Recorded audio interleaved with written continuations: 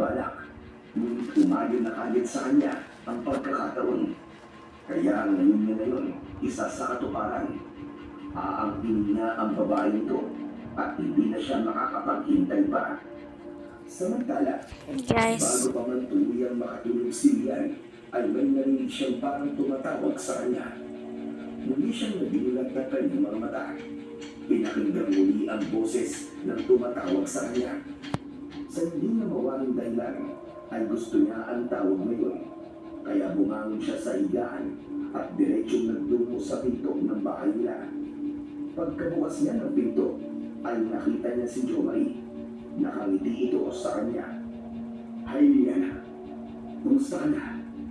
Hindi maintindihan ni Lian ang kanyang nararamdaman pagkakita niya sa lalaki. Parang lahat ng inis niya nito ay nawala ng lahat. Oo nga, at sinabi niya kay Lola Isin na magiging mabuti na siya nito. Pero hindi pa rin naman nagbabago ang nararamdaman niya para sa lalaki ito. Ngunit ngayon ay kakaiba.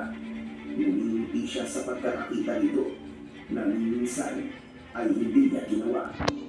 Mabuti naman. Bakit ka ba pala narito sa bahay namin? Wala naman yan. Gusto na sana kitang kumustahin. Mabuti nga ni Rico. Pumasok ka muna dito sa loob. Lian. Ang totoo, pumunta ako dito para sunduin ka sana. Bakit? Saan tayo pupunta?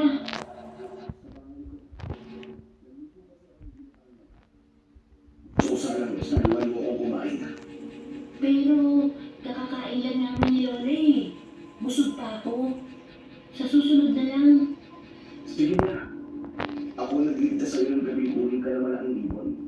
Kaya kahit di na pasasalamat mo na lang sa akin yun. Pero,